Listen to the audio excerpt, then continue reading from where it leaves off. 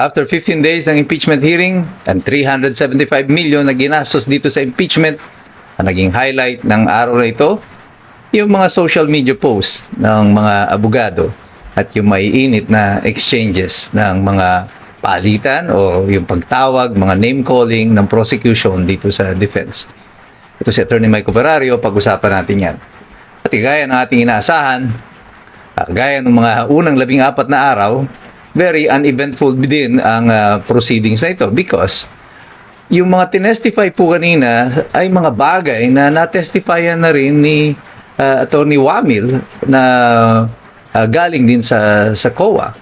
At walang nabago sa pattern, yung diskusyon sa kanina, ganun at ganun pa rin. Ano? Ang pinaka-summary ng nangyari dito, despite of all the findings na sinasabi ng COA sa kanilang mga notice of disallowance, yung mga audit observation memorandum sila, fact of the matter is, hindi pa pinal yung kanilang desisyon dito sa COA at meron pa rin judicial recourse. Ano? Meron pang ibang mga paraan para maribisa pa yung magiging findings na ito ng COA.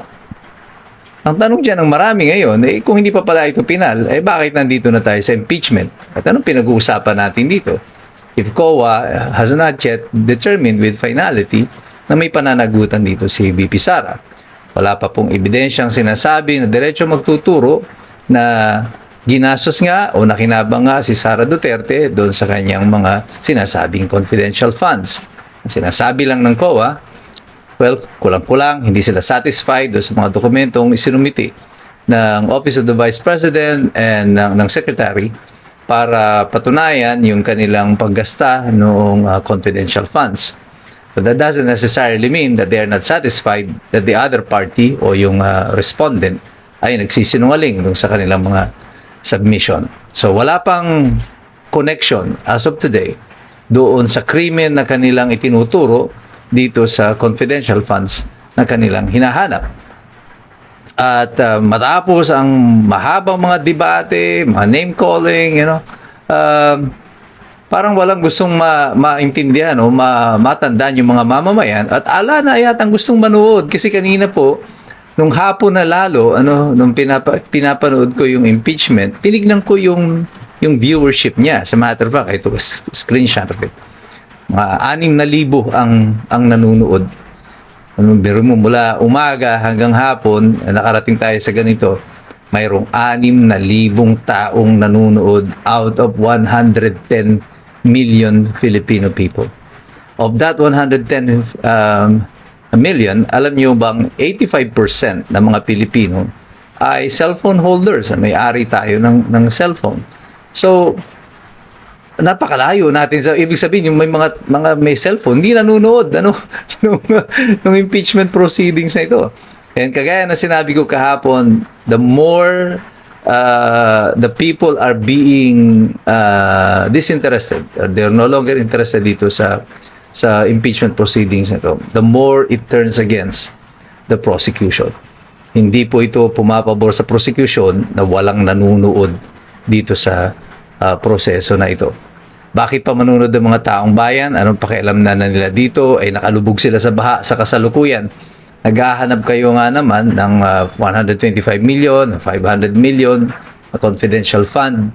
Tapos ang taong bayan ay inilubog naman ninyo sa baha. At ang pinag-uusapan ng lahat, nasaan pa rin ang flood control projects, nasaan yung mga dapat managot dito. At bakit tayo dililigaw dito sa mga proseso na ito ng impeachment. Hindi ito bukin yung totoong usapan tungkol dito sa flood control.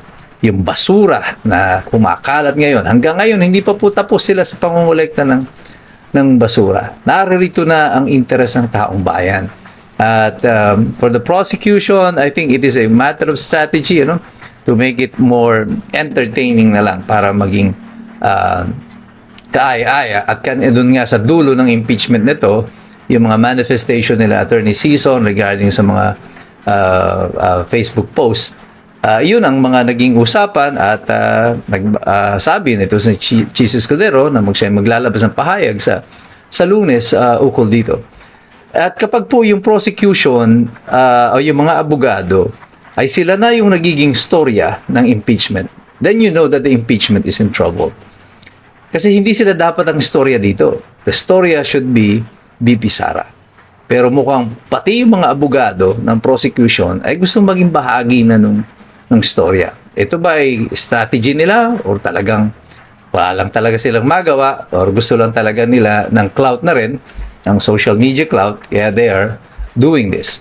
At sana hindi po tayo dumating sa ganyang sitwasyon na ang impeachment nito ay para magiging showbiz na ang nag-aaway na ay yung mga abogado na at hindi na pinag-uusapan dito yung totoong mga ebidensya. Because inumpisa itong impeachment nito supposedly to get to the bottom of things. But after 15 days, you're nowhere near the bottom. Ang layo-layo niyo pa. Hanggang ngayon, palutang-lutang pa rin sa ilang ang ebidensya ng prosecution. Hindi pa rin tayo makarating doon sa gusto nila na puntahan. And I think, although I would say na just to be honest about it, si Attorney Ferrer, yung kanyang inexperience showed in this exchange. Pero at least she held her own against Attorney Kapunan. Attorney Kapunan showed her yung kanyang experience, 48 years of litigation versus 15 years kay Attorney Ferrer. Si Attorney Ferrer was a little fidgety, medyo ninenervyos siya, medyo excited, high-pitch yung boses siya, mabilis siya masyado magsalita, and you could see her fidgeting with her ballpen, paulit-ulit, tapping it on the table or yung podium nung witness stand. And Attorney Kapuna naman is very calm and composed kasi alam niya she got Attorney Ferrer where she wanted her to be, and she became the exact opposite of Attorney Ferrer. She was calm, she was composed, and yet insulting. Iniinsulto niya ng pasimple si Attorney Ferrer, at dito pumasok na yung mga manifestation ng depensa ukol dito sa mga name calling, which I think really has no place. But I've been a young lawyer also once, nakaharap ko din na may mga veterano ng mga abogado. Minsan talaga may mga veterano ng mga abogado, hindi nila maiwasan na wanted to play teacher dun sa mga young lawyers. Pero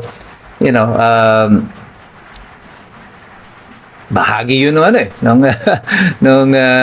trabaho na ito. You just have to be more relaxed and more composed pagdating sa mga ganitong mga sitwasyon. But in general, I think the hearing ended the way it began. Still with nothing. Yung pa rin, paulit-ulit tayo sa diskusyon, ang pare-pareho mga ebidensya, pero ang bottom line, iyon din lang. Hindi pa pinalang desisyon na ito ng COA. Lahat ng mga sinasabi nila na ito, dahil hindi pa ito final, hindi pa rin po ito po pwedeng sabihin na meron na ng krimen na ginawa ang Vice Presidente. Pero, para tayo magawa, pagtsatsagaan pa rin natin, panuorin ito hanggang sa susunod na linggo. Patuloy tayong makikilahok, patuloy tayong magmamasid, patuloy tayong mag-aaral. Kasi alam nating lahat, mahirap makialam ng taong walang alam. God bless you, God bless us all. Mabuhay ang Republika ng Pilipinas. We are the resistance.